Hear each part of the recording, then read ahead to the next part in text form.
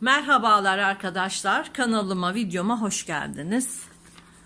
Evet, bugün sizlerle daire etek çalışacağız arkadaşlar. Bakın gördüğünüz gibi tam daire etek çalışacağız. Benim çalışacağım beden 38 beden. Bel 70 santim. Bu şekilde etek boyunu da 60 santim yapacağım ve bu şekilde tam daire bir etek keseceğiz arkadaşlar. Öncelikle bu eteği yapabilmek için belimizi buluyoruz ve 6'ya bölüyoruz arkadaşlar. -1 yapıyoruz. Evet, benim belim 70 santim. 6'ya böldüm, 11,6 çıktı ve -1 yapıyorum. 10,6'dan eteğimizi çalışıyoruz arkadaşlar. Bakın gördüğünüz gibi şöyle tam daire bir etek dikeceğiz, keseceğiz. Bu şekilde tam daire eteğimizi keseceğiz.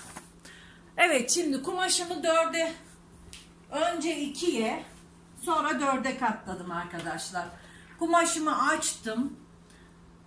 Önce böyle katladım, sonra bu şekilde katladım. 4 kat kumaş elde ettim arkadaşlar. Burası kumaşımın boyu.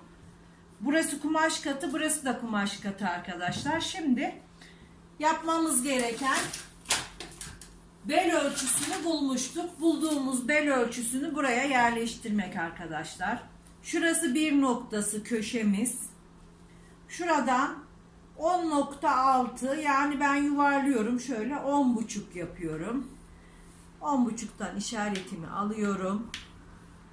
Merkez noktadan şu şekilde 10,5'u işaretliyoruz.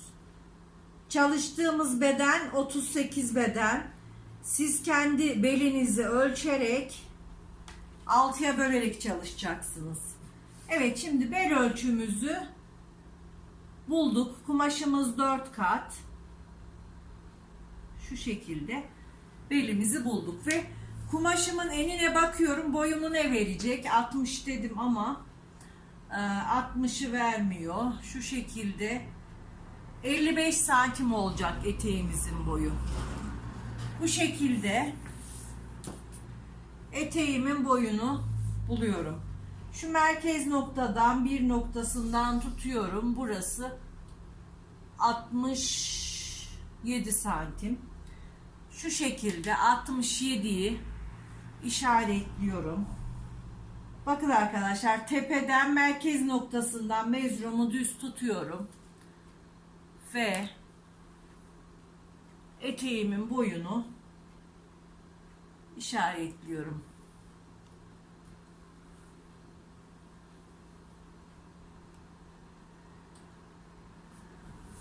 Merkez noktasını tam tutuyoruz. Etek boyumuzu çiziyoruz. Tam daire kloş etek keseceğiz.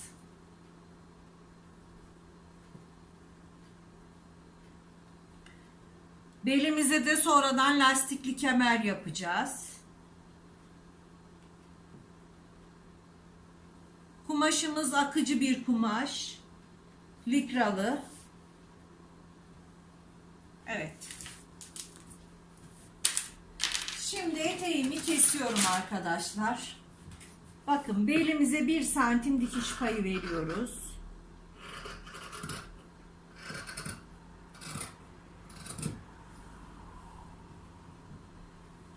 Ve etek boyunu kesiyorum.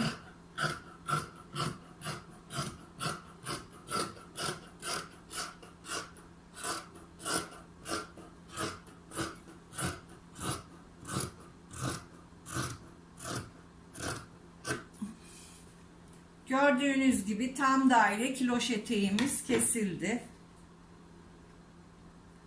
Bakın arkadaşlar. Yanlarda dikiş yok. İki kenarı da kapalı. Bu şekilde gördüğünüz gibi çok basit, kolay bir şekilde eteğimizi dikiyoruz. Ben hemen kemer hazırlıyorum. Bel ölçümüz 70 santim. 70 santime göre ben lastiğimi ayarladım arkadaşlar. Bakın kalınlığı bu şekilde. Belimiz 70 santim, 65 santim kestim lastiğimi. Lastiğimin kalınlığı ise 6,5 santim. Buraya da onun 2 katını çizdim ve dikiş paylarını vererek şimdi eteğim için kemerimi kesiyorum. Tam daire kloş etek için.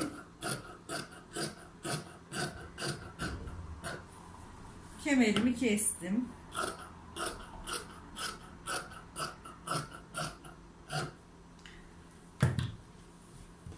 Önce lastiğimizi birleştireceğiz şu şekilde. Sonra kemerimizin içine dikeceğiz ve eteğimize takacağız arkadaşlar. Gördüğünüz gibi eteğimizin 2 yanı da kapalı. Şu şekilde. Tam daire kiloş eteğimiz. Şimdi ben eteğimi, kemerini hazırlayıp geliyorum.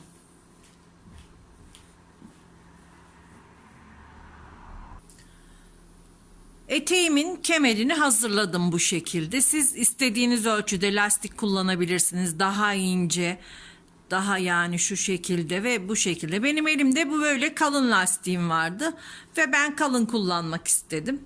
Şimdi eteğimin yanlardan birer çıt atıyorum ve lastiğimizi, kemerimizi takıyoruz arkadaşlar. Yani çok basit, pratik şekilde tam daire eteğimizi elde ettik. Şimdi bu yandan bir çıt atıyorum. Buradan da bir çıt atıyorum. Kemerimizde burada dikiş var. Diğer tarafına da çıtımızı atıyoruz. Ve iğneliyoruz.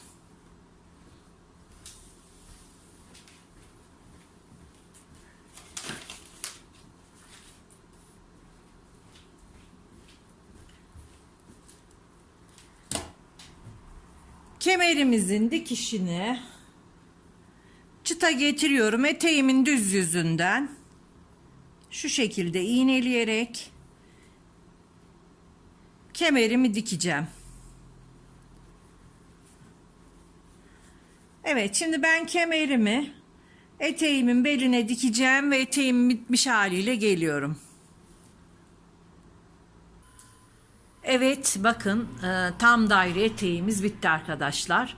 Çizimi de üzerinde. Bakın minyatür çizimi, modelistik derslerinde, kalıp derslerinde çalıştığımız çizimi, çalışması ve sonucu arkadaşlar. Şimdi bir de mankene giydiriyorum eteğimi. Bir de mankende görmenizi istiyorum. Bakın bu da mankende giyilmiş hali arkadaşlar. Çok şık, çok güzel. Bakar mısınız? Tam daire kiloş eteğimiz. Harika oldu. 38 beden tam daire eteğimiz. Bitmiş hali. Kalın lastikli, kemerli. Gördüğünüz gibi. Çok basit bir şekilde tam daire eteğimizi kesip diktik arkadaşlar. Siz de bu şekilde belinizi 6'ya bölerek tam daire eteğinizi dikebilirsiniz. Bakın çok güzel, harika.